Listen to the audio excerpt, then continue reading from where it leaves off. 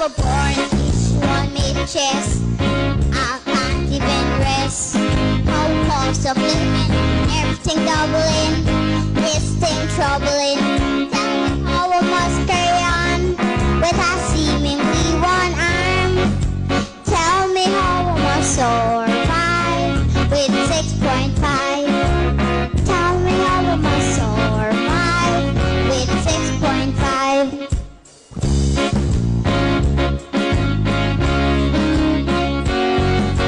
Tell me how I must survive with 6.5. Please tell me how I must survive with 6.5. Every time I go to the market, everything skyrocket. Rice to beans to cheese to liver, then make me want shiver.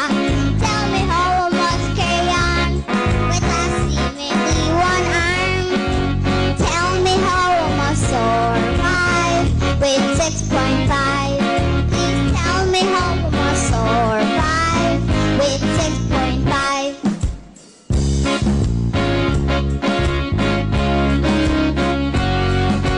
Tell me how I must survive with 6.5. Please tell me how I must survive with 6.5. The other day the landlord called me rent. I paid him the last percent. Cause some bill I won't answer the bill. I paid him against my will. Solidarity forever. Solidarity forever. Solidarity forever. For the union makes us strong.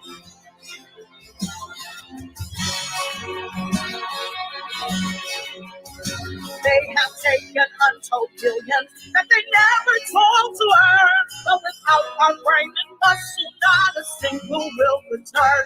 We can break their haughty power, gain our freedom when we learn that the union makes us strong. Solidarity forever. Solidarity This is forever. 1 is 7.5. Don't stop 1 is 7.5. For the union makes Sure. us strong. Solidarity forever. Solidarity forever. Solidarity forever. For the union makes us In the studio.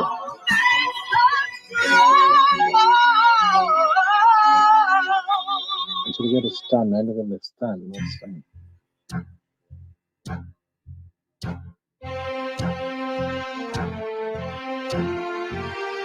When the union's inspiration through the workers' blood It's blood sugar, sugar.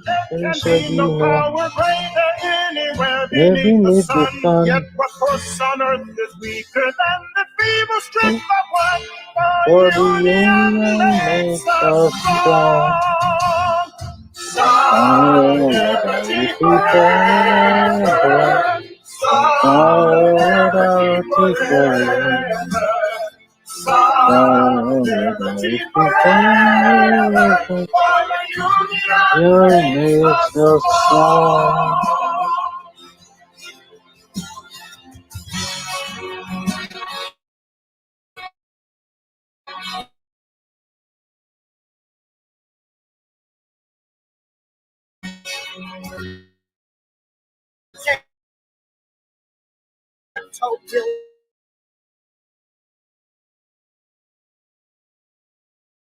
They never told the turn. We can solidarity forever. Solidarity forever. Okay, my name is Justity Caldata Francis C. Vietnam, and since 1965 I become a voter, and I always place my X next to the cup. And what they are doing today, I can't take it. So I have no more vote to give to PPP anymore. I'm not going to vote anymore no more. If they have to lose by 1 vote, they're losing it by that. So this is attorney Shellen Washington, owner and founder of the Washington Law Firm, located at 455 Utica Avenue in Brooklyn, New York. We're specialized in medical malpractice, personal injuries, matrimonial law, and landlord and tenant. If you're in need of legal representation, please give us a call today. The number to call is 718-877-3100. Consultation is free at no cost to you. So call us today to see if we can be of any assistance to your legal needs. Again, the phone number to call us is 718-877-3100. All right. Hey, guess what? Guess what? It's Sunday evening, and this is our Super Bowl. This is our Super Bowl right here on 107.1 FM. It's Sunday, 8 minutes after 8 o'clock, depending on where you are. We are currently on Eastern Standard Time, so it's 8 minutes after 8 o'clock. I know it's 8 minutes after 8 o'clock in Guyana. Let's say good evening to all of you, especially the teachers. Tonight, we will be focusing on the teachers. And we have two veteran, I would say, trade unionists. In fact, we have Christopher Jones, former organizer, Eastern State SEIU, and the United States labor consultant. That's what he is. He is here with us tonight, along with Dr. That's right, the holder of a PhD, Derek Allen, former Deputy General Secretary of NUPW. That's out in Barbados. And he's also a lecturer at the University of West Indies, Cave Hill campus, industrial relations, and all manner of things. So these gentlemen are here with us this evening, and they are going to be talking about the teachers' strike. We want to hear it directly from them. And Christopher Jones, he also functions, his functions included the organizing of workers to become members of unions, assisted in negotiating labor contracts, stage industrial strikes, etc., etc. He's also a vice president and senior member of the negotiating committee of the staff union, which represented the organizers and other staff members. Lots and lots of things. He has a history in Guyana as well. And what about Dr. Allen? Dr. Allen, Deputy General Secretary of the National Union for Public Workers, that's in Barbados. You know, I like to say Barbados. I love Barbados. He also served as Senator, Democratic Labor Party, of the Democratic Labor Party during the term of Prime Minister, ministership of the late David Thompson. The late David Thompson, a wonderful man. He was also a resource personnel for the Caribbean Labor Congress, headquartered out there in Barbados. Of course, Dr. Derek Allen is no stranger to Guyana. He has visited Guyana several times. I'm sure that while in Guyana, he was able to eat some pepper pot, roti, curry, dal puri, black pudding, whatever it is. But these gentlemen are with us this evening. Good evening to all two of you. Please, Dr. Allen, I know all we're seeing is kind of like 3/4 of your head. There you go, perfect. Christopher Jones, Mr. Jones. James, same to you. If we can, we don't want you to be lower than us. All of us are equals here tonight. If you can adjust your camera, Mr. James, sorry, and forgive me for calling you Jones. I keep taking. that's all right. I'm not in Parliament. That's it. Good evening, gentlemen. Sorry to take you away from the Super Bowl. Let's welcome you guys. Good evening, both of you. Good evening, Mark. Good To evening. you and your viewers. Yep. Dr. Allen, good evening, sir. We're not getting your microphone, so we're not hearing you. Yep, we give Dr. Allen a quick 30 seconds or so that he can get his microphone up and running. In the meanwhile, you can share the link and let your friends know that we are on. Again, Mr. James and Allen, they are no strangers at all when it comes to union matters. And we want them to break it down. We're going to be straight up with them. We want them to break it down and let us know how this strike is out in Guyana. That's the teachers' strike. So you guys forget about the Super Bowl.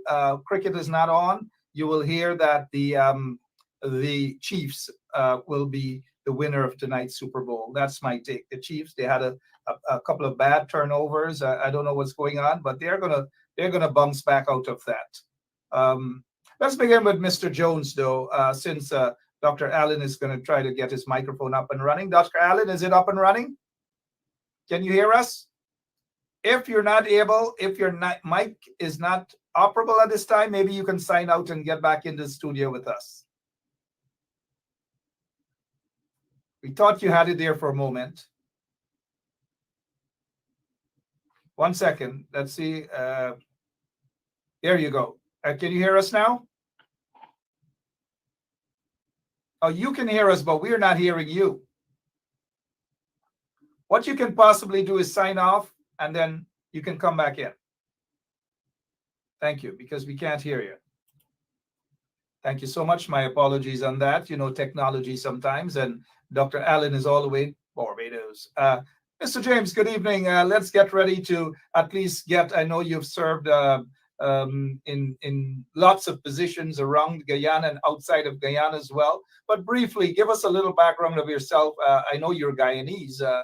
Touch a little bit on that. And yes, I was born on the East Coast of the Aurora, and I went to Linden to work in an aluminum plant. And from there, I got involved in the trade union movement. And I became the general secretary of the Mine Workers Union. I was involved in all those struggles for wages and all benefits that bauxite workers got during those times.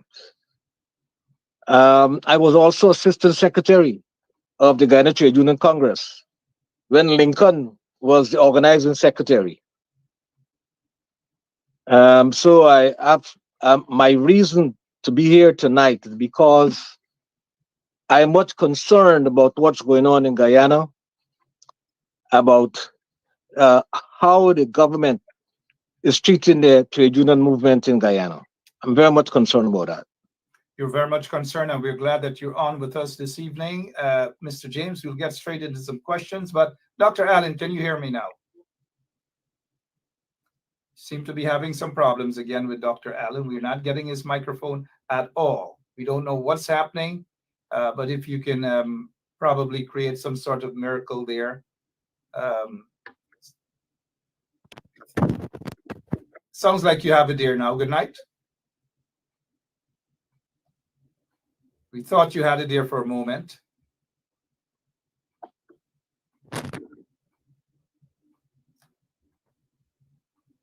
We're still not hearing you, Dr. Allen, and we really want to get this up and running. We want to hear from Dr. Allen. He has a lot to say. So we'll just give, if we can for a moment, we'll give Dr. Allen a quick minute. We want to hear what he has to say, and because we're not gonna move off. We're not going to move off with this here. We want to be able to hear Dr. Allen this evening, Deputy General Secretary of the National Union for Public Workers. He's also a lecturer at the University of West Indies, Cave Hill campus. Lots of titles these gentlemen do have put together. Lots of years on union matters, and they're well qualified to touch on this matter here. So tag a few teachers, share the link, let some teachers know that we're on. And again, we just want to apologize, technology. We'll make up with the time. This is our Super Bowl. The teacher strike is our Super Bowl. The strike continues bright and early, as we would say in Guyana, bright and early tomorrow morning. There's no giving up. Disregard some of the things that broken promises and all these different things that's coming from the regime. Suddenly, they know that teachers need to be paid attention. But last evening, from the two members, one vice president, first vice president of the Guyana Teachers Union, was on last evening, along with another member, and they all agreed that they have been trying to get the attention of those in the regime. They have been ignored since 2020, since this regime took office in 2020. They have been asking to meet, and they have been thrown to the wayside, so to speak. But let's get right into this strike. The current government in Guyana, they're saying that this strike, Mr. James, they're saying that this strike is illegal. Your take, sir. Mark, I do not think the strike is illegal. First of all, we need to understand the main purpose of forming a trade union is so that workers can have the power to negotiate better work, better wages, and working conditions. And if you're telling me that workers are not allowed at this point in time to do that, how then the strike can be illegal? The strike is not illegal, and therefore, I would want to ask all the teachers to be there in great solidarity so that the strike can be very effective. I remember the days when I was in Linden. When we have a strike, it's a strike. And I'm also calling those brothers in the Sugar Belt who supported us many times, and we supported them many times because we were looking at the politics of the situation. We were looking at what is proper industrial relation practices. So I don't know who is talking about the strike is illegal, because workers form unions so as to have power to negotiate better working conditions and wages. And they have to do that through collective bargaining. And collective bargaining is very important for workers to express and exchange their views so that they can have what is best for them. I've been following the news a little bit that the Minister of Labor is saying that the workers we are still discussing with the management or the Department of Education, and they have implemented 21 or 25 items that the workers wanted. That's not collective bargaining. Collective bargaining is you put your proposal, I put my proposal, and we have to agree.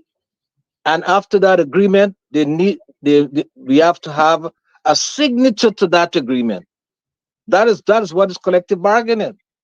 Not you going to implement something or impose something on the workers. That's the collective bargaining. And I am very much concerned about that situation, and I would like the workers to be out there to demand that position.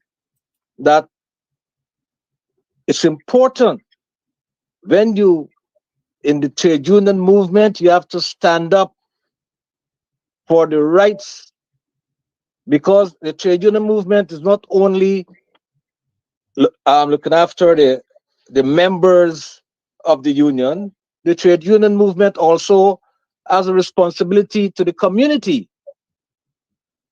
So it's very, very important that the Ministry of Labor start doing its job. If this government is really concerned about the children and education, and they don't want chaos in the country, the first thing they would do is try to sit down with the bargaining agent of the teachers who have the grievances. You do not say, to hell was them, let them stay out there for 14 days, and they have to crawl back in. It's not going to happen. If you concern as a concerned democratic organization, you would realize that it's important that you have those discussions with the representatives of the workers or the teachers. It's very, very important.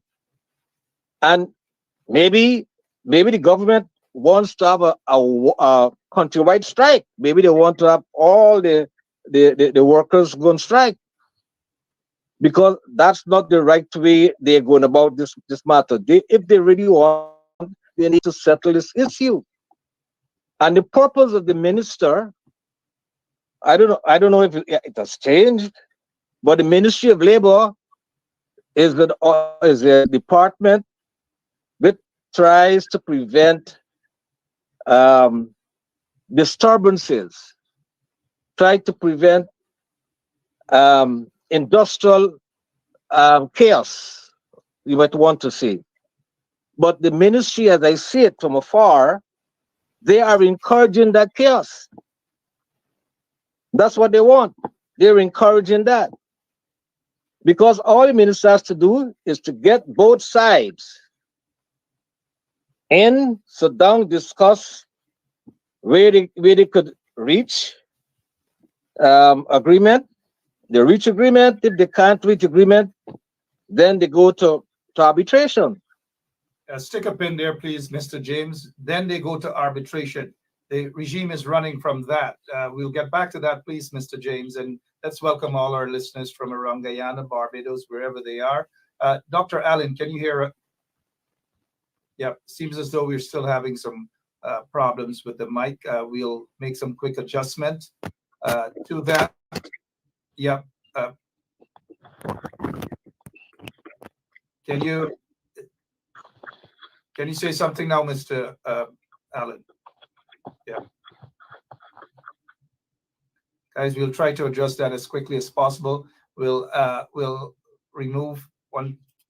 Yeah, we'll remove Dr. Allen from the video, and we will try to get audio, just the audio from you, because we really want to hear what you have to say. So we'll remove you from the studio, and we'll get in touch with you via audio, sir. Thank you. Yeah. Again, let's just apologize for that, technical problems. We will try to get Dr. Allen via audio and take it from there. 1 second.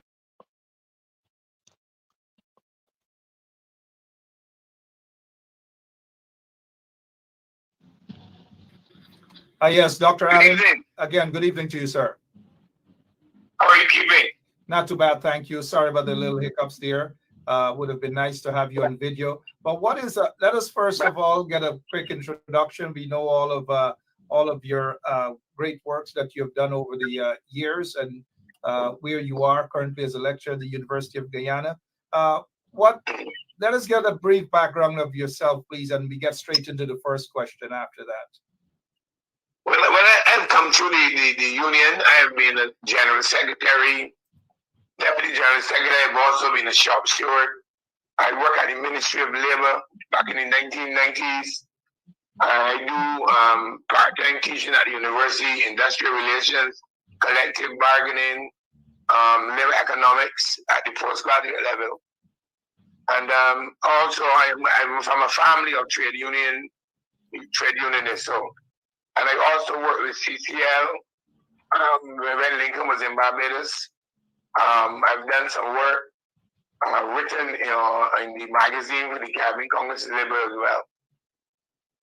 But I've also been a consultant in Guyana on national youth policy for the Commonwealth Youth Program. And I did attend Kuru College doing a diploma in youth and development. All right, so you're familiar with the territory there in Guyana. Yes. Yeah, thank you, and really nice to have you on the show this evening along with Mr. James. But let me get to the first question with you, sir, concerning this teachers' strike. This is why you're here. The regime, the government of the day, they're describing this strike as politically motivated. Your take on that? But every industrial action is really political, because politics is not about parties. Politics is about people's trying to get their interests addressed. So there is no activity when it comes to labor movements that is not political.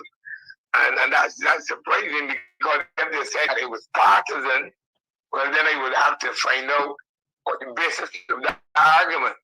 But people have genuine needs, they have genuine concerns, there are issues that the teachers, as a matter of fact, the other workers in Guyana have other issues as well. And I think the government should be mindful that this may lead to a general strike. And they need to sit down with the teachers, have a dialogue. Once they're committed to dialogue, I'm certain that the teachers will go back to school. But if they don't go back to school, I think this is going to be a long haul. And whenever then, the children in Guyana are going to suffer. That is my concern. But to suggest that it's political is not understanding what the word political means. If they said it was partisan, then they'll have to bring the proof.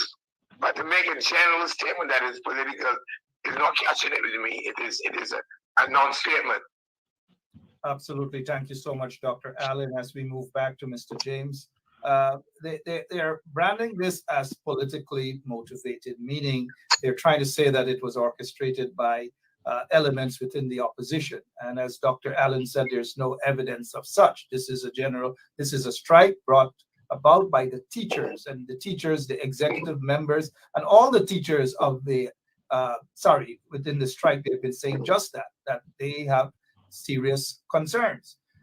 Mr. James, is it ironic that this strike now by the teachers and the Guyana Teachers Union, the regime of the day is painting it as being political or politically motivated, but when GAHU calls a strike, they are dealt with almost expeditiously, and it's never branded as political. Your take, sir. Well, hypocrisy there. I mean, I know the president of GAHU.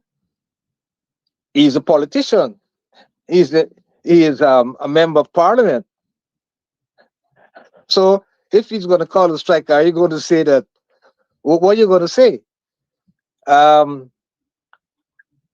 I knew Komal a long time. Komal was always a straight-up trade unionist, but he had his political leanings. Komal even went to Linden. When we had problems in Linden, Komal came to Linden as a trade unionist, not as a politician. And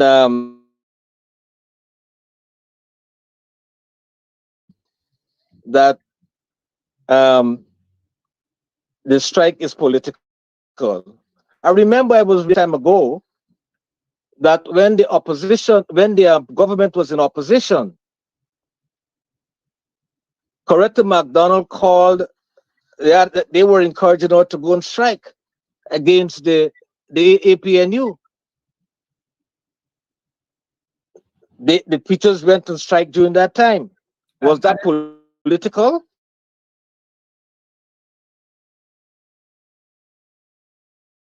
And if we are in the strike that was called when the coalition was in office, it was 2018. And the now Minister of Education, who was in the opposition then, Shadow Minister of Education, I believe, Priya Manik Chand, said that she supported the strike, all in support of the strike. That was when they were in the opposition. There was nothing that it was political then, but now they are in office, it is suddenly political. I just wanted to point out that hypocrisy, though, Mr. James.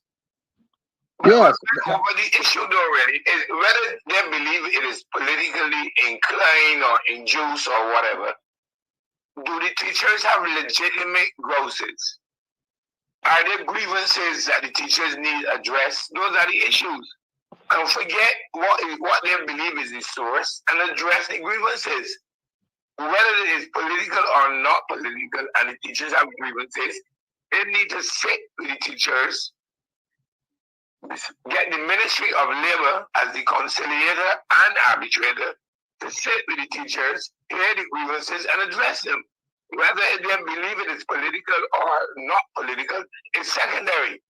The children of Guyana need the teachers in the classrooms.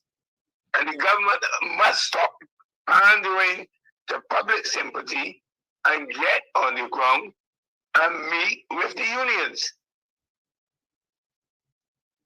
Well said, Dr. Allen. You were about to make a point, Mr. James. Go ahead, sir. No, I was saying that the trade union act in Guyana. I had a copy somewhere.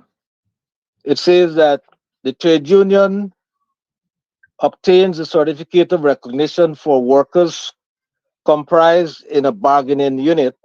In accordance with this part, the employer shall recognize the union and they shall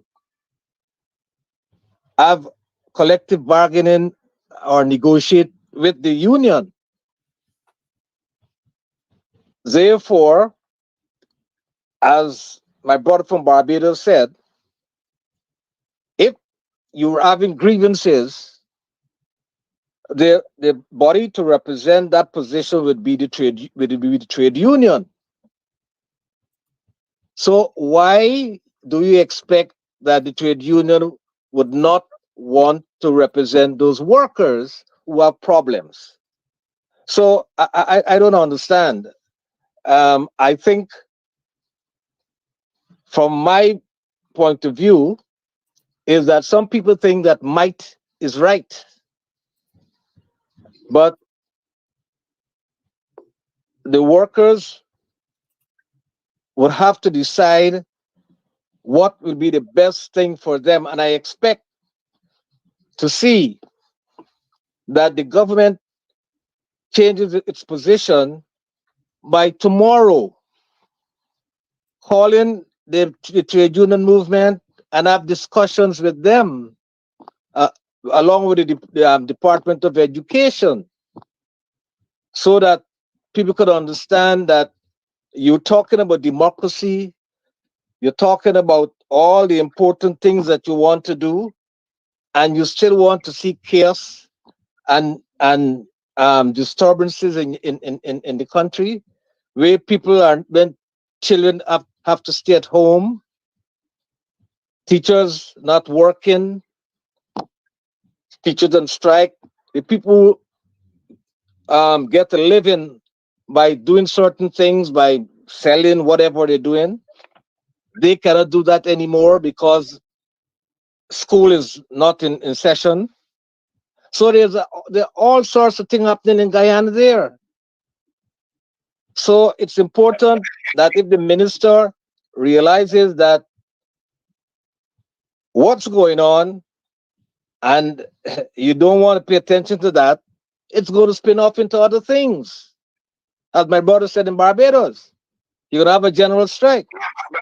Yep. Thank you. Yeah, Dr. Allen, go ahead. But that's the challenge. That is the challenge because it is not only read about only the grievances. Now, what the government has done is to not recognize within the Constitution the right for unions to have peaceful demonstrations, to have their grievances heard. And then we have, to my as a Caribbean person, what upsets me is that CARICOM is located in Guyana. The Council of Health and Social Development, COSOD, is located in Guyana, and a basic principle is the right for labor to express itself and to ensure that workers get a fair hearing. And what the Guyana government is doing is sending a message to the other regions, to the region, that governments do not have to sit down with unions and deliberate and hear matters. And it is a bad signal on part of the government of Guyana. And I'm very, very surprised. Guyana has a very long labor tradition. It had the oldest Congress in the region, federation in the region. And for this to be happening, it is really upsetting. But the truth is that we must also ensure that the other unions accept that they have a responsibility to come out and support the teachers' unions and let the government, it is not only about the grievances of the teachers, it is the government's unwillingness to sit down and to negotiate. Even if they believe that there are forces behind the teachers, sit down, hear them, express your concerns about the motivation at a meeting. But to refuse to sit down is really to destroy the whole idea of trade union, collective bargaining, union employee relations. Is really, really upsetting. And coming from Guyana is really, really a sad day in the region. Sad day in the region, indeed, Dr. Very sad in truth. Dr. Allen and Mr. James. We will go directly to the teachers and let you guys hear some of their concerns. And this is teachers out in Region 2. As you know, teachers throughout the country, they're on strike. They continue that strike action tomorrow as well. But let us hear what this teacher has to say, a member of the union, talking to his fellow teachers in Region 2. And the nurses, we are still here. Some of our nurses, unfortunately, they would have left the greener pasture.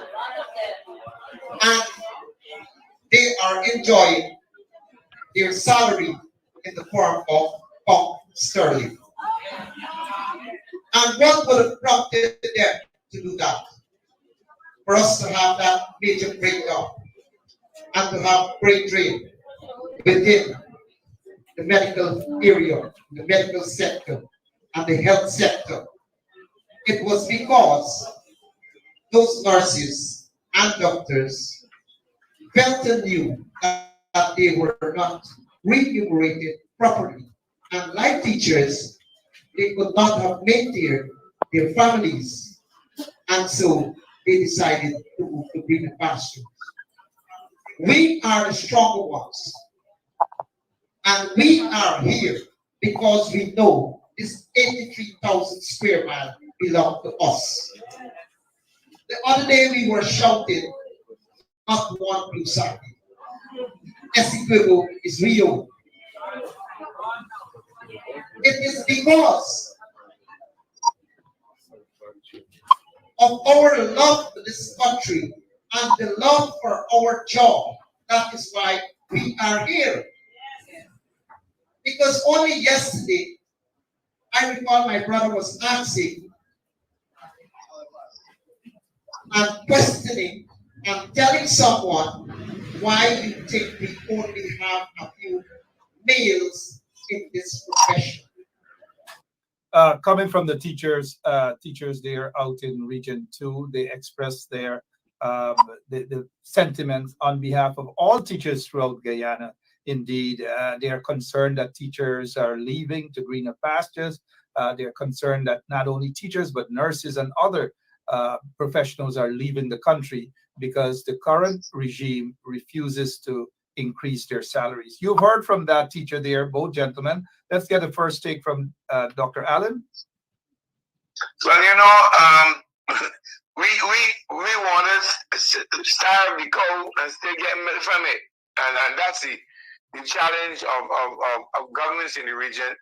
You know, the challenge for not only Guyana, but for the other Caribbean countries is that we keep talking about education reform, but education reform is about the subjects and the textbooks and the curriculum and so on, but it's not about the service and the hard work of the teachers. And to put them in pay scales that make them comfortable, where the rewards for their sacrifices are worthwhile. And I am not saying, I'm saying it is also a challenge here in Barbados. That our teachers also have those sort of concerns. And unless the governments wake up, the other countries, the developed countries will benefit from the development and the qualifications and the discipline of our teachers, because our teachers can find work outside the region. So I think the government should stop and think about that particular challenge. Mr. James, you heard the teacher.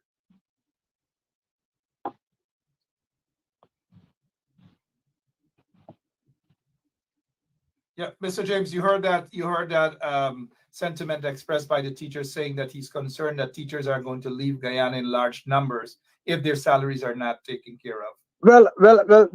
Of course that's going to happen. Or they're not going to leave. If they don't leave Guyana, they will leave the teaching profession. They will do something else. They might go into the gold field or do some other thing. Because if you go to work every day and you cannot, and it costs you more to go to work than what you receive as salaries, then it doesn't make sense that you go to work.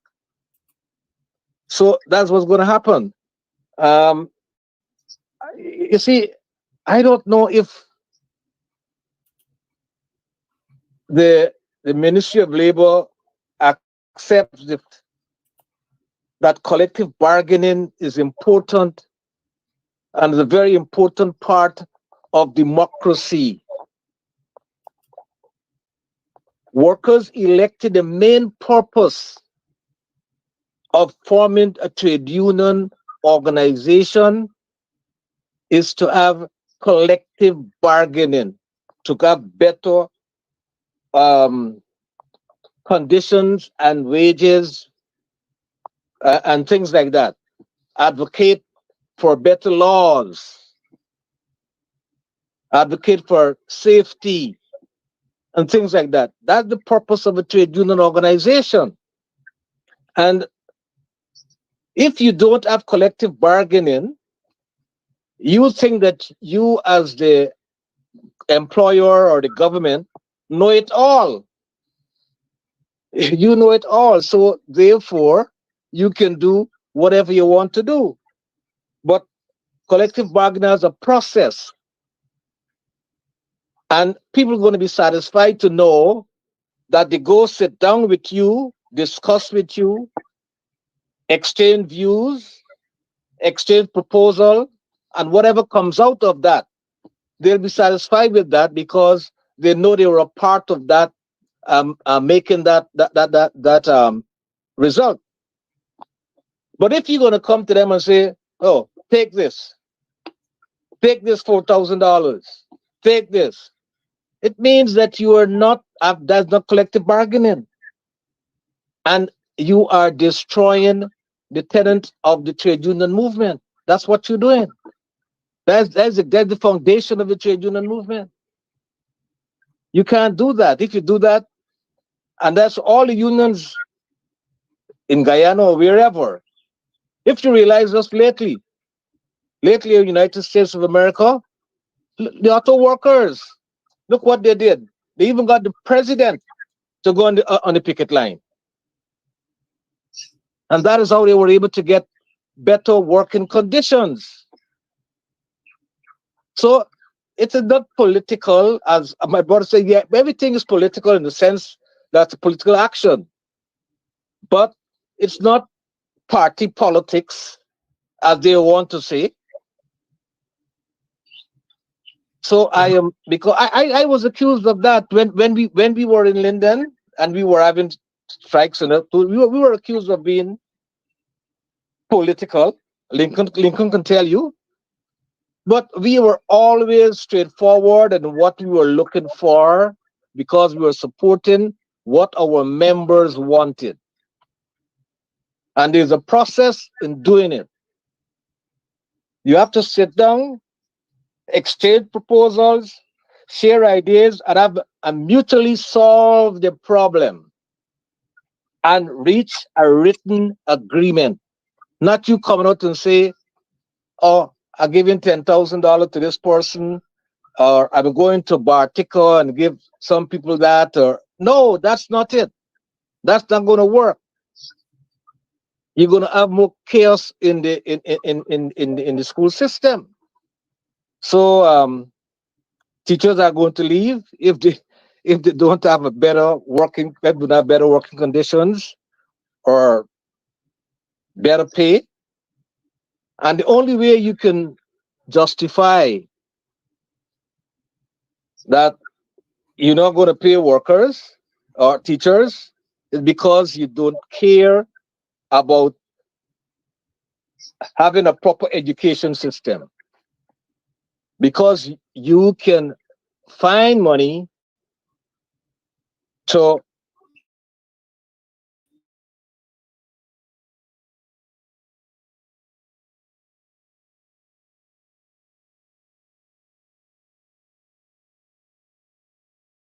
the demands of.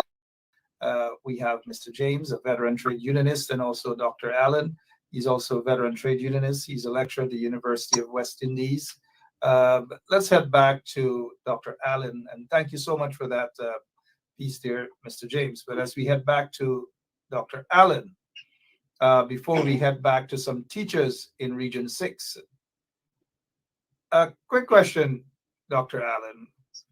Not so long ago, when this regime, when they were in the opposition, in Parliament, the very guy who sits there now as the president of Guyana said in Parliament that teachers deserve 50% pay raise. 50%, they deserve that. And they were basically lashing out at the then government, the AP and UAFC government, the coalition government, for not adhering to that, not wanting to give the teachers 50%. And that was before Guyana was receiving billions upon billions of dollars of oil wealth. Now Guyana has billions of dollars of oil wealth. This regime that was balling out 50% increase for teachers and public servants gave the teachers, and I want you to hear this, you probably already know, 6.5. There was no negotiation, there was nothing. Dash, as we would say in Guyana, dash 6.5 to the teachers and say, take the. Your take, Dr. Allen, on the hypocrisy. No, I also had my hat in politics already. And I must tell you that I am not surprised at the way that governments in the Caribbean behave. But the truth is that we as a people are also to blame. Because all the unions in Guyana, all, not only the teachers, should be showing solidarity with the teachers union and coming out on the street and demanding, not whether it's 6% or 10%, but demand that the process of collective bargaining is engaged. It is disrespectful that you can arbitrarily go and determine that you are going to hand to the teachers, as my friend, my former General Secretary Goddard was here, a piece of change, as though they are boys or girls in a yard, and you are treating them like third class or fourth class citizens. They have a call for a negotiation process. Because the process is important. They may not get 50%, but if you negotiate with them and you can justify why only 6.5%, then they may even listen to you. But you cannot arbitrarily decide that's what they deserve. And I think it's a failing on the government. And I am very, very surprised that any political party in the Caribbean would behave that way. I am very, very surprised. You know, but the truth is, sorry, go ahead, sir. Go ahead. The truth is, unions, all the other unions, all of them have to come out.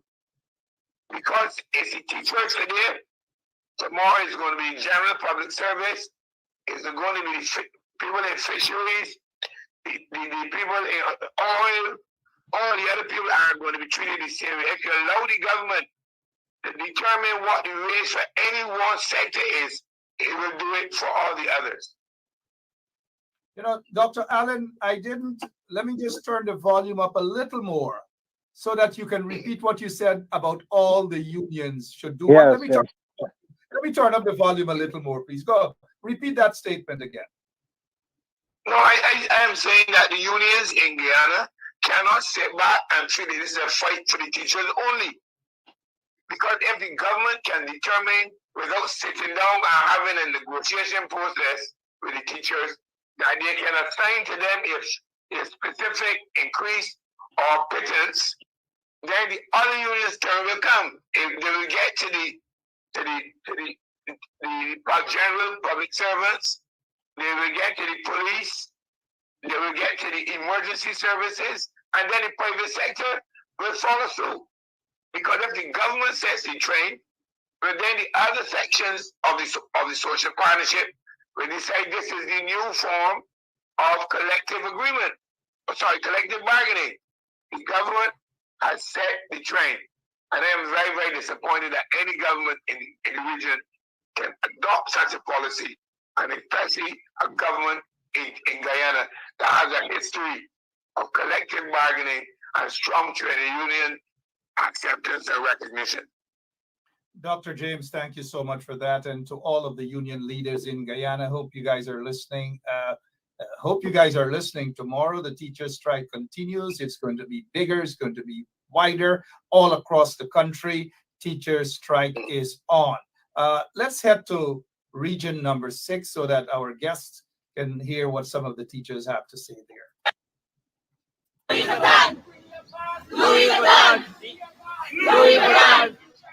Shiny brand, shiny brand, shiny brand. 1, 2, 3, 4. We can't take it no more. We have to negotiate. We can't take it no more. We have to negotiate. 1, 2, 3, 4. We can't take it no more. 5, 6, 7, 8. We have to negotiate. Is we right? Is we right? Is we right? Is we right? It's not enough. It's not enough. Can't walk. It's not gonna walk. It's not gonna walk. Hi. Okay, so gentlemen, the teachers out there, another part of Guyana, they're asking for collective bargaining. They're saying to the Minister of Education, come and talk to us. Let us negotiate, which is exactly what you gentlemen have been saying. That is exactly what it is. And that's what I'm saying, that the government doesn't understand that workers form a union, join unions because they want to have collective bargaining. They want the strength to work together to do that. And as my brother from Barbados said, this imposition of wages and salaries on workers, like, why then have a union? So all unions in Guyana got to take note of this situation, especially because if the government can do it, the private sector can do it. So everybody needs to support the teachers in their struggle at this point and demand that the Department of Education sit down with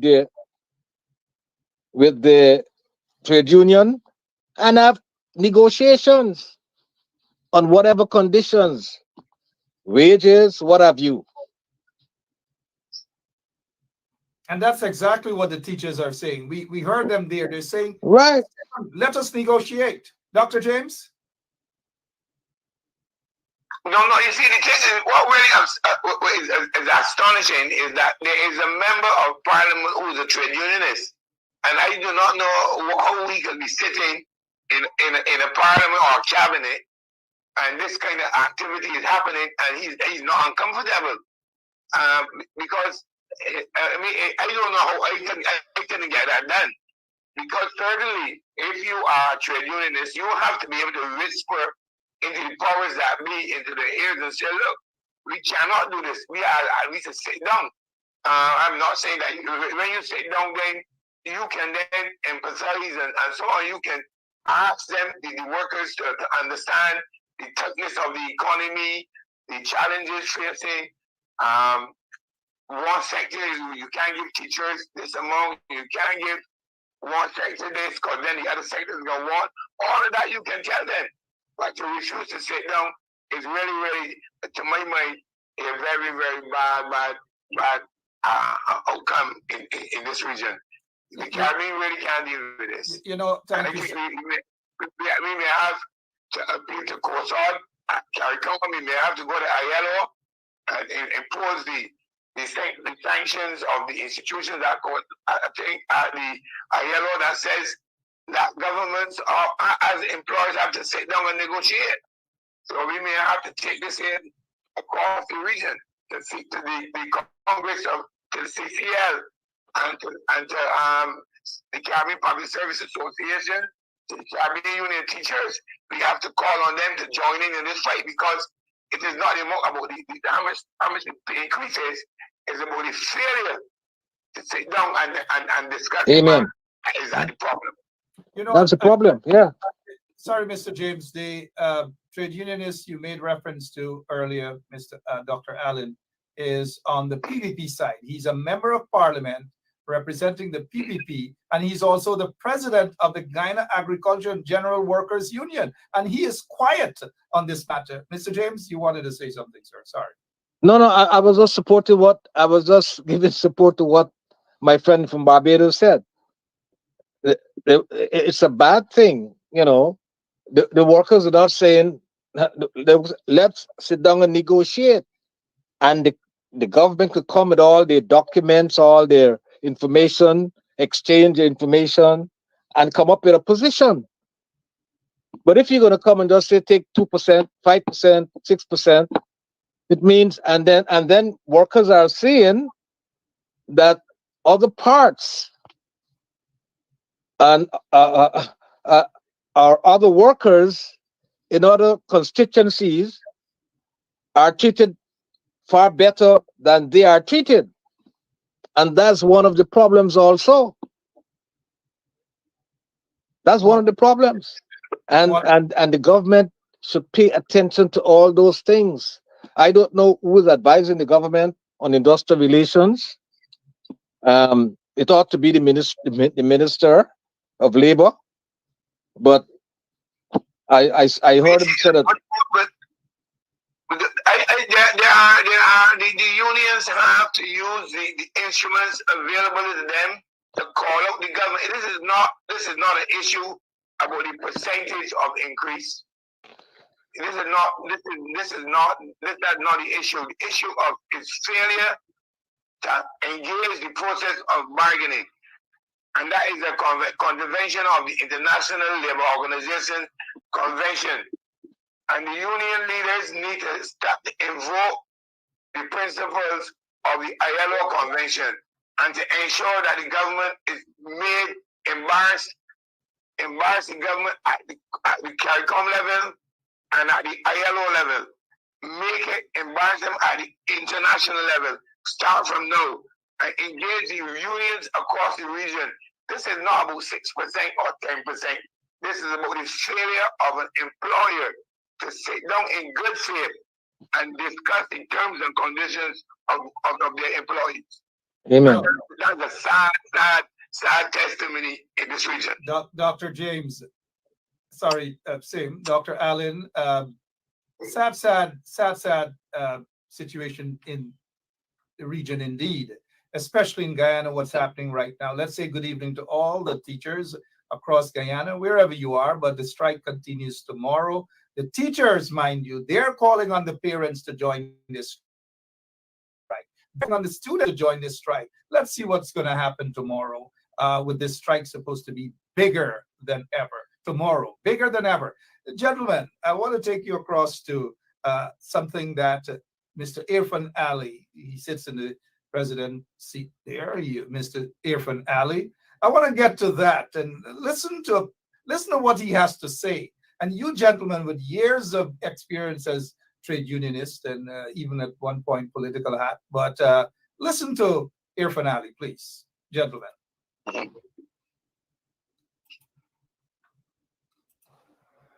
Good afternoon, my dear Guyanese brothers and sisters. This afternoon, I just wanted to spend a few moments with our population, talking about our commitment, the government of Guyana commitment in ensuring that every category of Guyanese enjoy a better life, a higher standard of living, and the way in which we are pursuing a development plan that would see prosperity come into every single home. We are committed to this task of building prosperity, but the task of building prosperity would not occur overnight. As I said before, when I meet all our teachers, when I meet our nurses, public servants, our farmers, our sugar workers, we have to work incrementally. But we are committed to working incrementally, just like we said to the pensioners. Before the end of 2025, each pensioner would have more than $200 every month. And that is outside of the additional we give at the end of the year. So, we are very committed to ensuring the life of every Guyanese improves and gets better. We're committed to ensuring that we bring prosperity, we build systems that empower people. Let me just stop there for a moment, gentlemen, and remind our listeners that for 23 plus years there was no such concern. The teachers were being ignored, all of the classrooms. We have massive corruption in school buildings throughout the country. But let us get back to this introduction here by Mr. Ali. What's the relevancy in all of this here? Take a first shot at that, Mr. James. I don't know what the relevance to that, because if you're talking about development and all those things, and you are even refusing to talk to the people who will be molding the skills and what have you to help with that development, you don't show any concern towards their concerns. I cannot understand it. I really don't understand it. No. What I would say to that is that is where the politics is there. No, that is purely political. Right.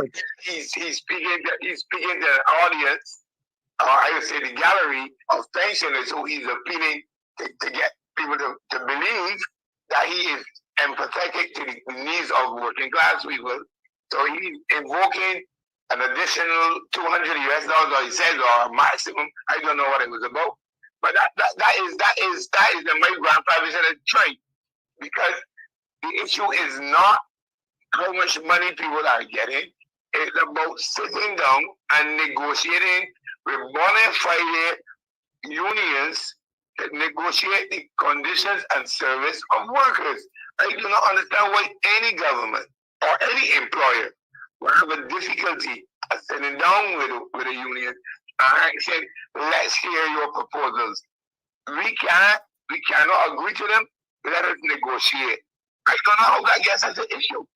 I really don't understand it. But again, you're saying that, of course, we see the politics into that. They're not talking about all workers. The teachers have, said many a times that they wanted to meet with the regime of the day. The regime refused to meet with them. They refused to basically settle some old-time agreements and so forth, all manner of things. The teachers have serious issues. And you're correct. We don't know what's the relevance of this. But Mr. James, you were about to add something else, sir. Go ahead. No, I was going the same thing, that I was going in that same direction, that if you're going to talk about all of that, and you cannot even get your ministry to meet with the workers who have some problems now, what relevance that has with it? Because these workers, the development that you need teachers to teach children, the children to come up and to be a part of the development.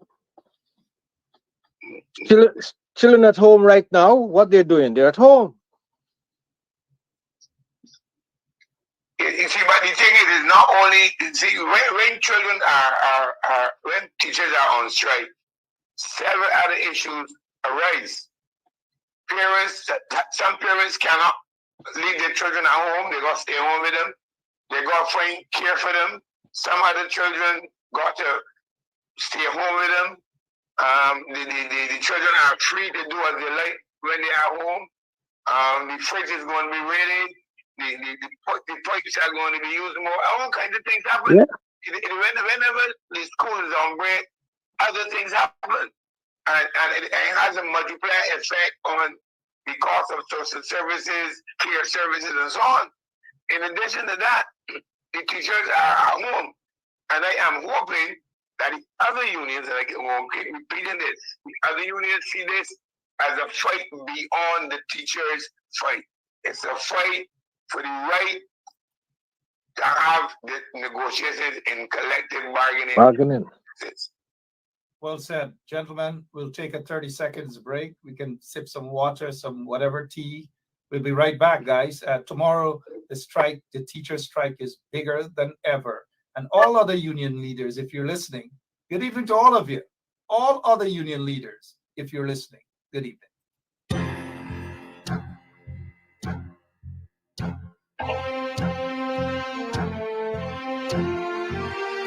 When the union's inspiration through the workers' blood shed, there can be no power greater anywhere beneath the sun. Yet what force on earth is weaker than the feeble strength of one? The union makes us strong. Solidarity forever. Solidarity forever. Solidarity forever, for the union makes us strong.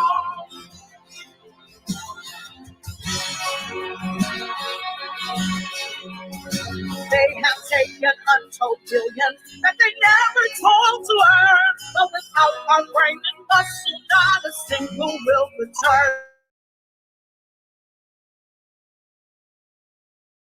We can bring the union, make us strong. Solidarity forever. Solidarity forever. Solidarity forever indeed, gentlemen. This takes me now to another round of questions. And even as the regime is running away from collective bargaining, they do not want to negotiate. They're playing hardball. And while they're playing hardball, the nation is going to suffer. The students are going to suffer. Parents are going to suffer. Teachers are going to suffer. And by extension, the entire nation. And I hope other union leaders are watching. Gentlemen, this takes me to this here. The regime of the day, they're hitting under the belt. And again, there's no relevance to what they're saying here. They're attacking the union now, the Guyana Teachers Union. This is what they're saying, that the Guyana Teachers Union financial documents not filed in 20 years. Dr. Allen, your take on what's the relevance here? So it wasn't an issue last year. It wasn't an issue year before. Why isn't an issue now? It's catching our red herrings. The union is a bona fide union. It has its members, membership list, and to suggest that because it has not submitted, let's say, a report, because I am Barbados and I know some of the documents from my union are outstanding for a couple of years. That is not something new with unions. I mean, there's a registrar who should be policing those things. But that has absolutely nothing to do with the right to collective bargaining, and it's a red herring. And the government needs to stop playing softball and to get at the table and get the teachers comfortable that at least they're negotiating. And I keep repeating it. The other unions have to join the teachers. They have to join the teachers. It is not about 6%, 10%. It is about the process of collective bargaining. And if they start with the teachers, it will get to the other unions, and the other employers in Guyana are going to take the government stance as a vehicle to ignore the trade unions when they come asking for negotiations. If the government do it, why? Well, we can do it too. And I don't understand. The government doesn't understand the message it's sending. Absolutely. Other union leaders, good evening to all of you if you're watching or listening. And especially good evening to all our teachers who are preparing for another strong, a bigger, and a better day tomorrow, alongside the parents and students as well. Before we get back to Mr. James, Dr. Allen, are you surprised? Because this is the same set of folks in the government talking about the strike being politicized. When they're using agencies of the government to go after the union, you are correct, Dr. Allen. Last year, the registrar wasn't concerned about what's happening with the GTU. 10 years ago, they weren't concerned. 15 years ago, they weren't concerned. They're not concerned about GAU. They're not concerned about maybe other unions that are close to the regime. But suddenly, they are so concerned about the GTU. Are you in particular concerned about the regime of the day using the state agencies to go after these unions? That is obviously a red herring, and there has to be some other reason they don't want to negotiate. I don't want to say sinister, but I'm saying this is just a red herring, and that the quickest thing a government can do, whether it's this government or another government, find an agency to transfer responsibility for its inability to do what it's supposed to do. Clearly, the union has made a case. It's asked for negotiations. It wants to sit down and discuss the conditions under which teachers work.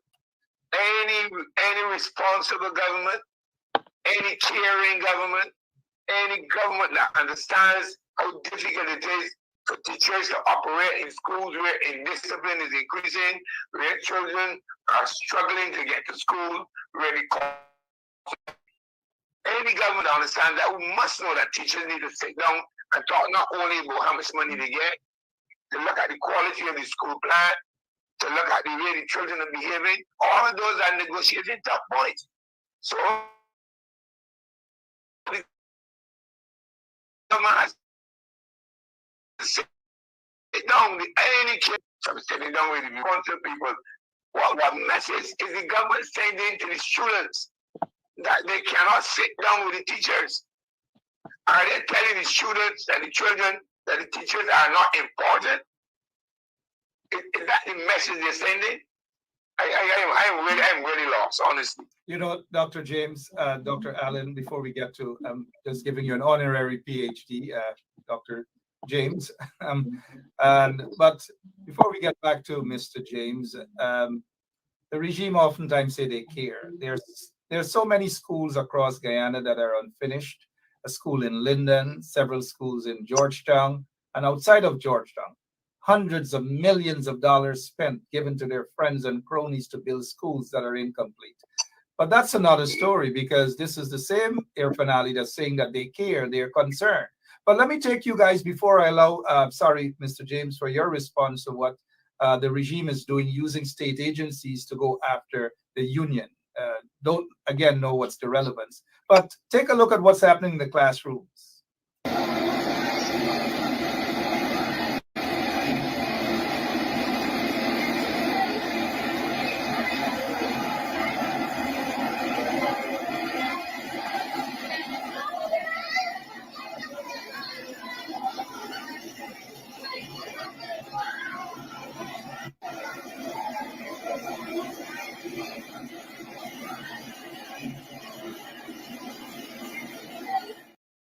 In that video, I'm not sure that you saw it, Dr. Allen, but in that video. No, I'm not on video.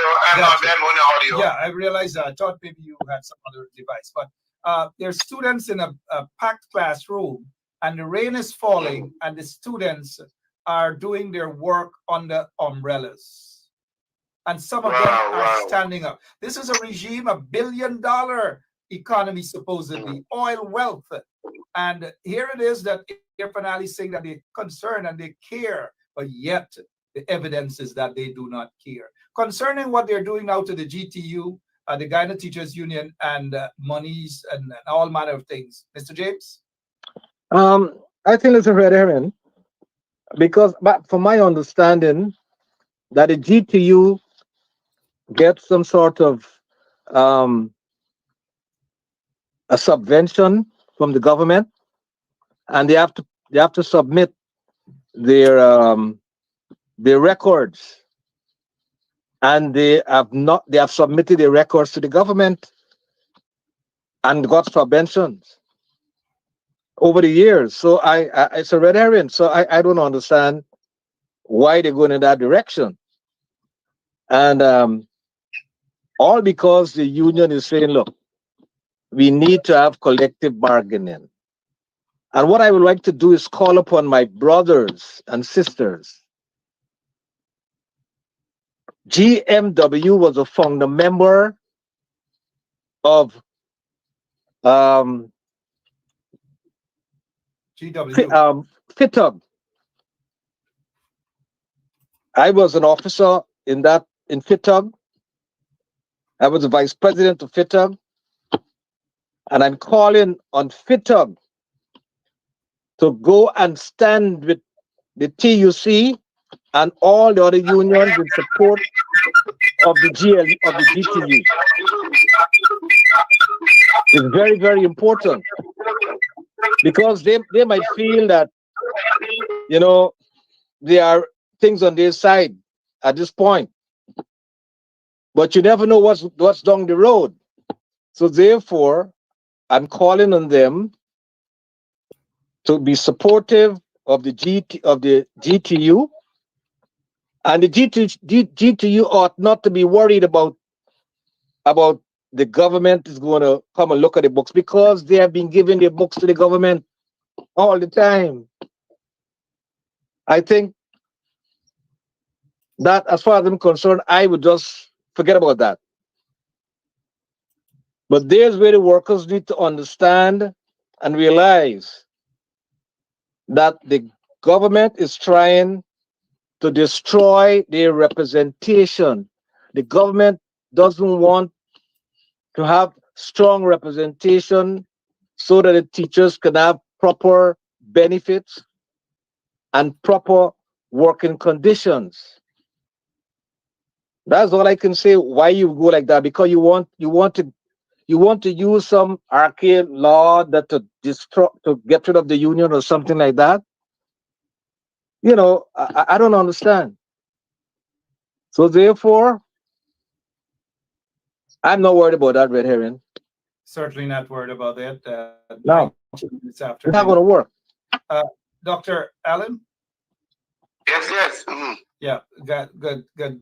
Glad that you're still with us as we prepare to wrap up. Hey, the regime of the day, they're also saying they have issued a statement saying that they're no longer, and we're talking about being vindictive, but yet Mr. Ali is talking about their concern about workers and teachers, and it's a political gimmick propaganda coming from Mr. Irfan Ali, because not so long ago, less than 48 hours ago, the same regime, PVP regime, in a message to the union and the teachers, they have said that the government of the day is no longer going to be collecting union dues on behalf of the Guided Teachers Union. Your take on that, Dr. Allen? No, that is really backward. I mean, it is a courtesy that all governments across the region provide to unions. I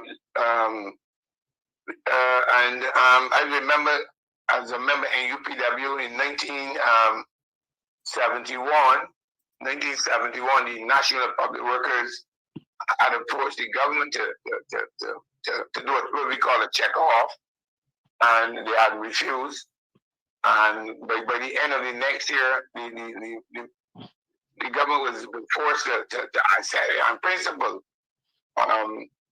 But for government to decide that it is not gonna do the check-off system and so on is really another sad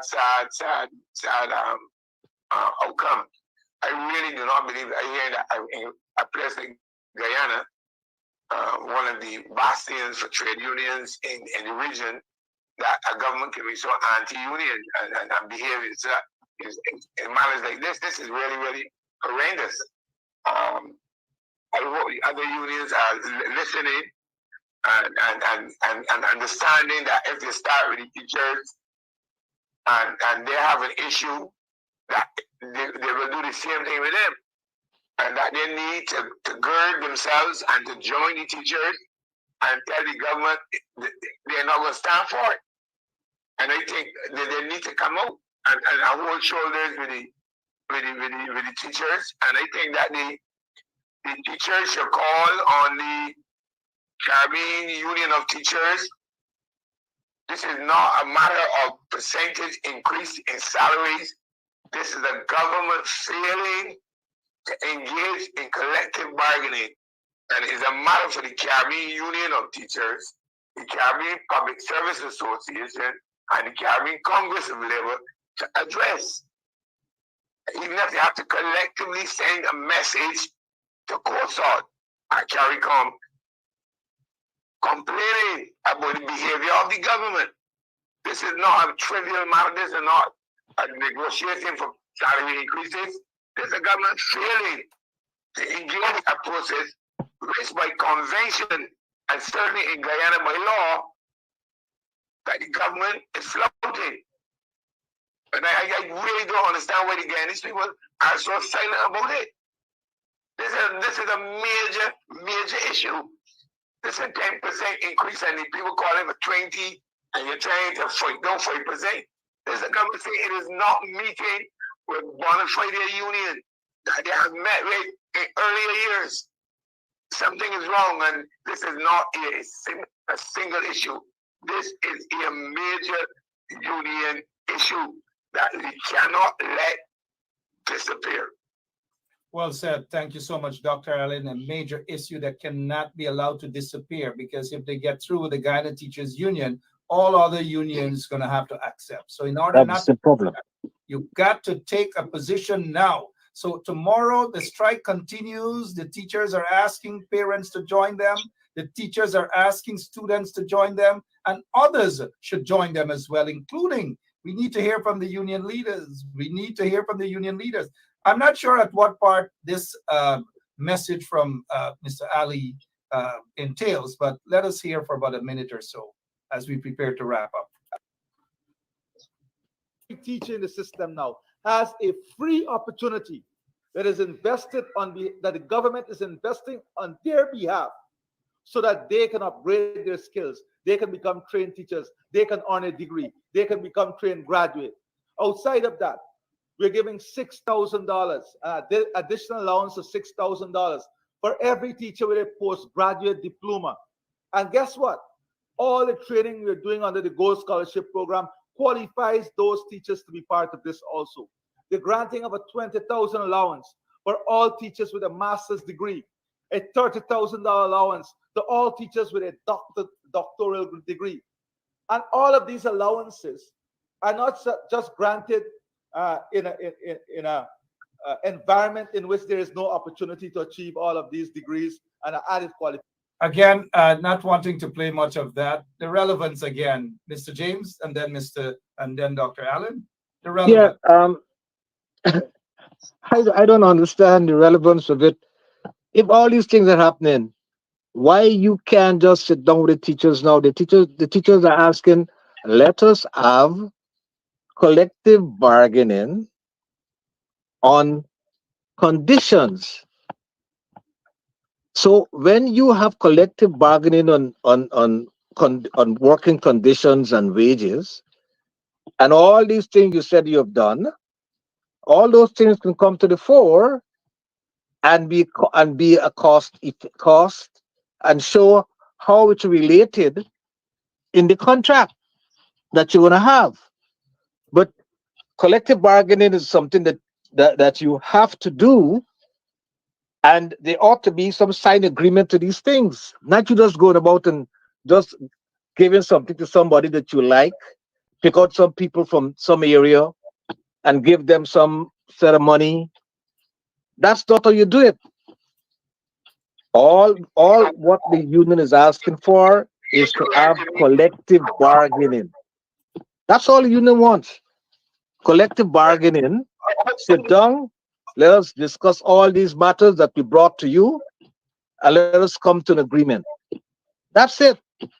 And you don't have to go out and do all of that, because the union is going to go back to the members, and the members are going to be well aware of what's happening. Dr. Allen, well said, Mr. James. I just think is this even makes it worse. Now, if I said to you, we have an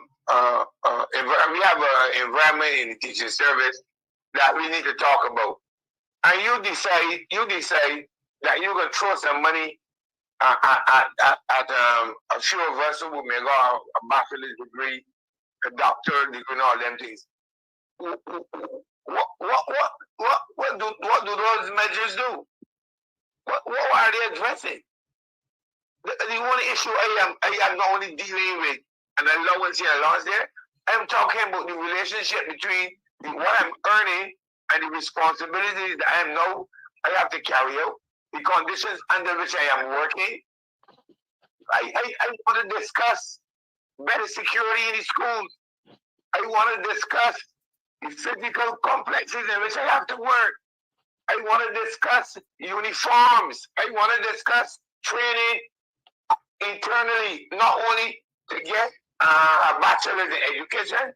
I want to learn how to deal with violence in schools. I want to know some soft skills, conflict management. I want to discuss those things.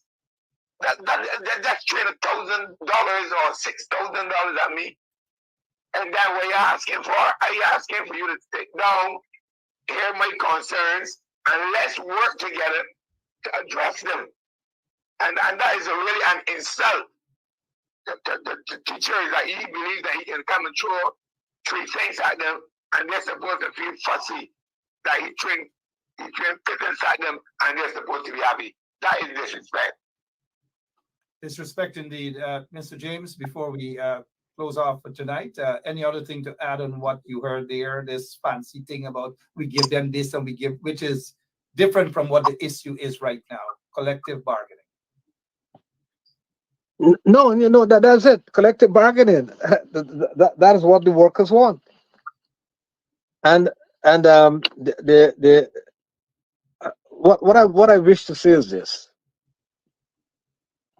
I am really shocked because I remember in my days when I was General Secretary for the Mine Workers Union, even though the government had problems, whenever there were disturbances or stoppage of work and what have you, the ministry was always involved in trying to have the matter settled. We always tried to get that done. So I am very, very shocked about what's going on, and I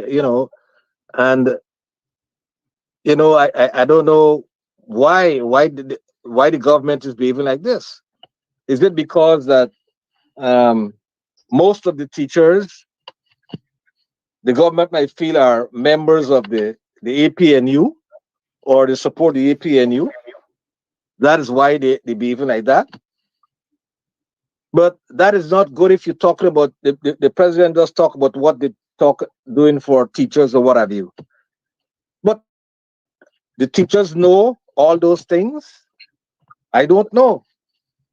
And the only way the teachers would know those things if you go and you sit down and have negotiations with the representatives of the teachers and have an agreement, a signed agreement. Things will be better. Sign agreement, indeed, things will be better. We see a lot of signs that this regime is uncaring in every area, at every level.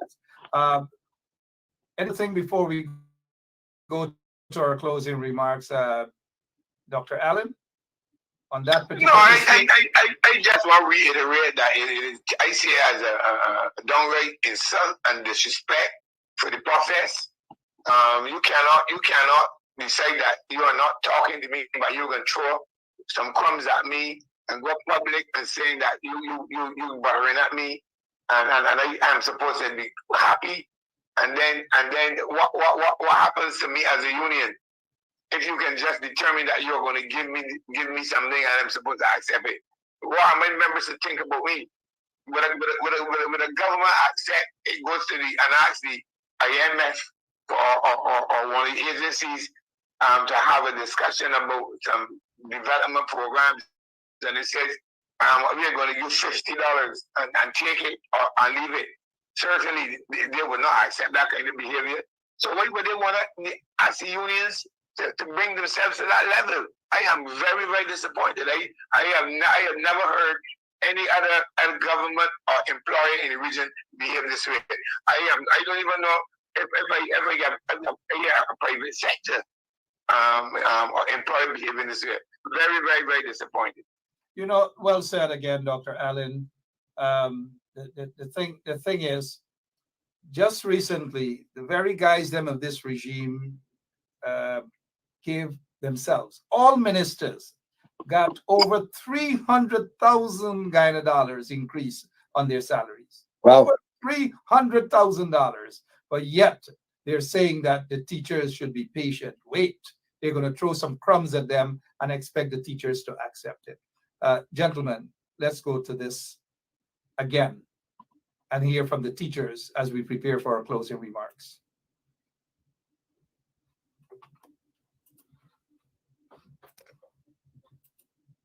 Collective bargaining. Collective bargaining. Collective bargaining. Collective bargaining. Collective bargaining. Standing up. Standing up. Standing up.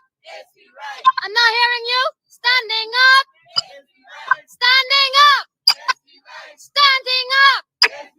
Standing up. Standing up. Collective bargaining. Collective bargaining.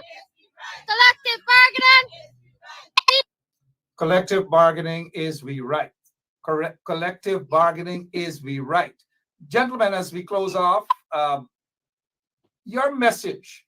Let's start off with Mr. James. Your message to the teachers who are preparing to head out back again tomorrow in large numbers, along with parents and students and others. And I hope the union leaders are listening. But your message, Mr. James, to the teachers. My message to the teachers is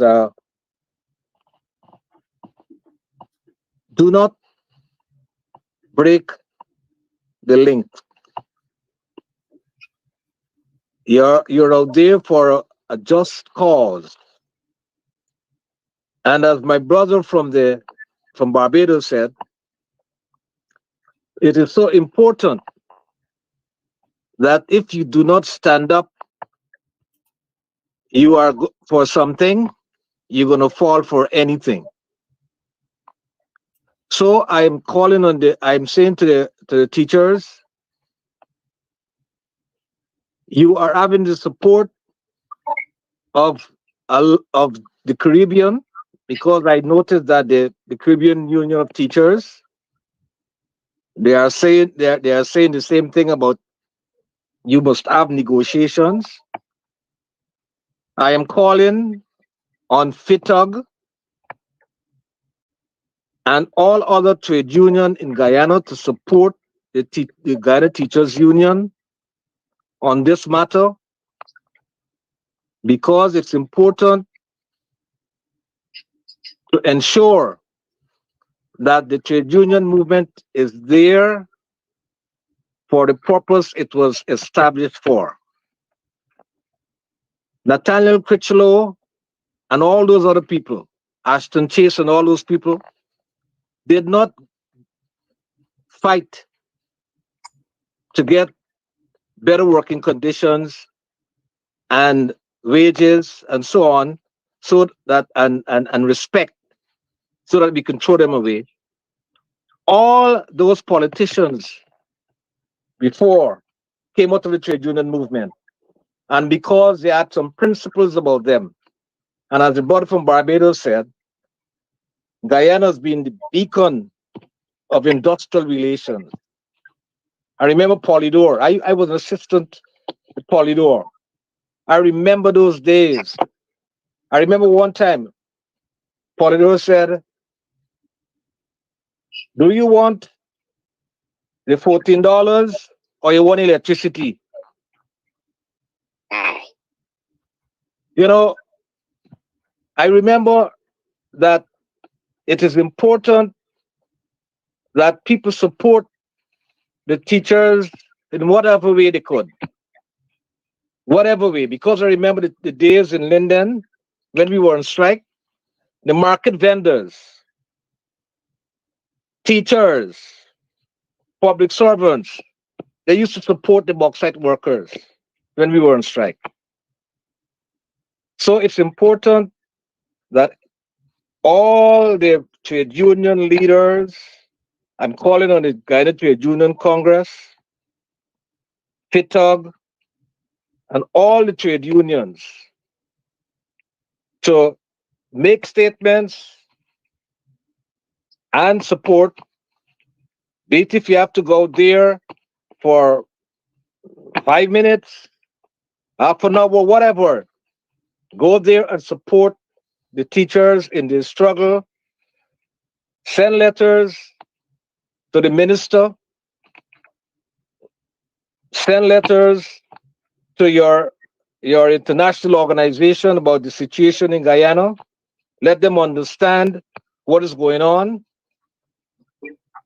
And I know the teachers are going to win if those things happen. So teachers, I am in support of you. I remember the days of Basil Blair and Jean Porcico and all those wonderful people.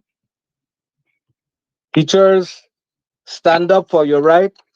It's a right not only for teachers, but a right for all parents, children, and everybody in Guyana. Well said, Thank you, Mr. Mark. Well said, and it's always a pleasure to have you on. The Polydor you spoke of earlier is Joseph Polydor. Joseph Polydor, great trade unionist. Your closing remarks, please, Dr. Allen. This is a battle that the teachers cannot afford to lose, because it is not their battle. It is not a battle for the 10%, for $5,000, $6,000 US dollars. It's a battle to enforce a right. It's a right to negotiate terms and conditions with an employer. Collective bargaining conventions 87 and 98 that the Guyana government signed on to enforces the employer to meet with the workers to discuss their terms and conditions. There is no backing down. There is no changing the direction. What we need now is that the teachers need to talk to their children, talk to their priests, talk to the store owners when they're going to buy their groceries, and give them information about what the issue is. The government is saying we're giving them piece of change, and they're still vexed. You have to say that is not the issue. The issue is about our right to sit down with them and discuss what is happening in education, the terms and conditions under which we are working. Take to that message and let the other unions know that this is not only your fight. It's a fight for the right to sit down and negotiate terms and conditions. We are back to the 1950s when this battle was waged. This government has taken us back to the 1950s, and the teachers have to stand up and get the other unions to stand with them to ensure that we don't have to go back to the 1950s. That's my closing remarks. Thank you so much, Dr. Allen. Thank you so much, Mr. James. I know it's a busy Sunday evening for all of you. The Super Bowl is on, but this is our Super Bowl. This is about bread and butter. This is about the livelihoods of people, and this is about the future of all Guyana. Thank you, gentlemen, for your time this evening. You're welcome, Mark. Have a good night. Thank you. Have a good night. Yeah. Good night. Good night.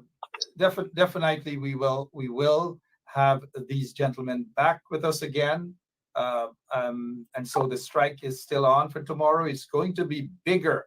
It ought to be bigger and better. Not only teachers, but other unions. We are hoping to hear from other union leaders. I noticed some folks are calling out for Mr. Patrick Yard. They've been calling out for Mr. Patrick Yard, who happens to be the president of the Guyana Public Service Union. Good evening to you, Mr. Patrick Yard. If he's not watching or listening, can somebody slip him a quick note to say that the teachers need some help tomorrow in numbers? The Guyana Teachers Union, they will be back out there. The Guyana Trades Union Congress with Lincoln Lewis and others. We know Mr. Norris Witter, who is the president of the Guyana Trades Union Congress. He was out there a few days ago. Lincoln and others, Lincoln Lewis and all others have been supportive, yes, But as we've heard from both gentlemen, our guests this evening, they're calling for the unions to come out. The unions to come out. What about the minibus drivers? What about taxi drivers? What about vendors? Are we going to see this thing happen tomorrow? Is it going to happen tomorrow? Forget about what Irfan said earlier about, oh, they give the teachers this, they give the teachers that. That is what any government is there to do, to provide some sort of opportunities, not only for themselves. We are seeing the opportunities only for themselves, friends and families, and all manner of things. And as the guest said there, destroying crumbs at the teachers and thinking that that is something to be glorified, as though it's a big favor. Come on, teachers. Hold tight, hold strong. Operate in unity. We love what we're seeing. Tomorrow is definitely going to be a bigger and better day. Teachers, parents, students, and others, join the strike action tomorrow. It's about collective bargaining. The regime cannot dash whatever they want to dash at the Guyana Teachers Union and say to teachers, take the. No, sit at the table and negotiate. That is what this is all about. Collective bargaining. Do not disrespect the teachers. Do not disrespect the Guyana Teachers Union, because the GPSU may be next. Guyana Teachers, the other unions might be next, except, of course, GAHU. GAHU seemed to be a sweetheart of the regime. They have a member of parliament who is the president of GAHU, but yet whenever GAHU sneezes, GAHU gets billions upon billions of dollars with no excuses, no insults about what they got, no insults about reminding them that not so long ago, Jack Deere rushed up to Region 6 and hand out $250,000 to sugar workers. Some of them smile about it, said that, I mean, I even know what me get up, I mean, I deserve them. But they got $250,000 without any question, without any insults or whatever. Tomorrow is going to be a bigger and a better day. Hey, I don't know what's going on with the Super Bowl, but this was our Super Bowl here tonight. Bread and butter for the teacher. Why? 6.5 can't walk. Collective bargaining is what the teachers are asking for. And if the regime has any sense, if Irfan Ali has any sense, he wouldn't sit back at another so-called address to the nation about Jim Cockburn Ramgood story, about goal, and about teachers who got PhD, got a higher. That is across the world, the pay scale. And that is not a favor you're doing to teachers, Irfan Ali. At least those teachers with a PhD can account as to where they got their PhD from. And those teachers with their masters can do the same. And those with their bachelors can do the same. I'm sure most of them or all of them did not attend a university that does not exist. Thank you all for watching this evening. Let's support the strike action by the teachers tomorrow. God bless you. And I don't know what's the score of the Super Bowl, but I'm not hearing any noise. Listen to this before we go, though. God bless you all. When the union's inspiration through the workers' blood shaman, there can be no power greater anywhere beneath the sun. Yet what force on earth is weaker than the feeble strength of one? The union makes us strong. Solidarity forever. Solidarity forever. Solidarity forever. For the union makes us strong.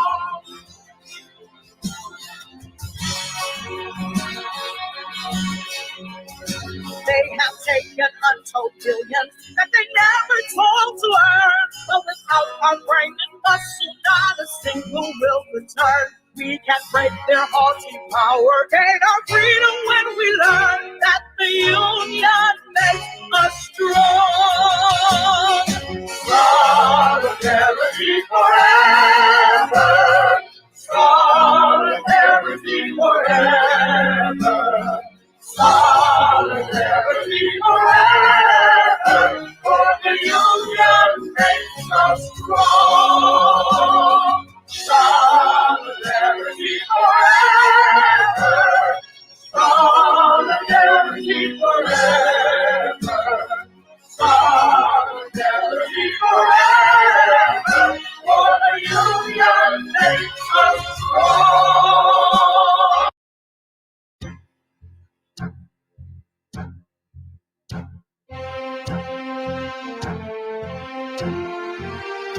When the union's inspiration through the workers' blood shall run, there can be no power greater anywhere beneath the sun.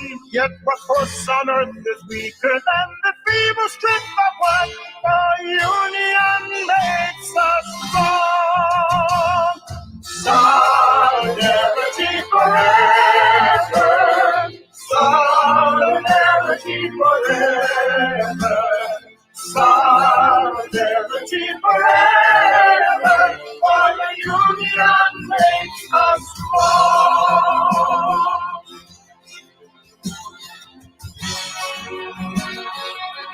Yes, my name is Jasmine Kaldata, Francis C. Vietnam, and since 1965, I become a voter. And I always place my X next to the cup. And what they are doing today, I can't take it. So I have no more vote to give to PPP anymore. I'm not going to vote anymore no more. If they have to lose by one vote, they're losing it by data. Oh, Jesus Christ. If Castle live double, I don't know what happened. A pound of sugar is $300 already. Flour, everything gone up. Everything just raising. You gotta give a $40,000 for buy good ration. You gotta get 3 man now. A weekend man, a monthly man, and a fortnight man. So this is attorney Shellen Washington, owner and founder of the Washington Law Firm, located at 455 Utica Avenue in Brooklyn, New York. We're specialized in medical malpractice, personal injuries, matrimonial law, and landlord and tenant. If you're in need of legal representation, please give us a call today. The number to call is 718-877-3100. Consultation is free at no cost to you. So call us today to see if we can be of any assistance to your legal needs. Again, the phone number to call us is 718-877-3100.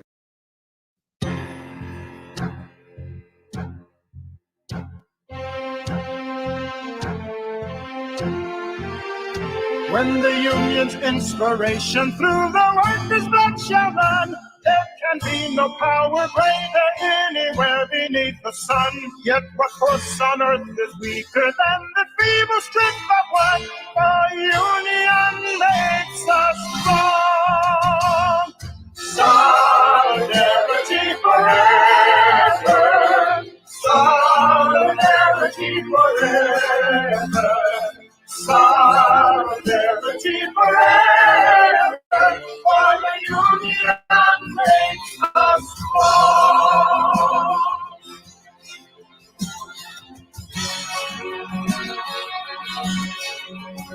They have taken untold billions that they never told to earn, but without our brain and muscle, not a single will return.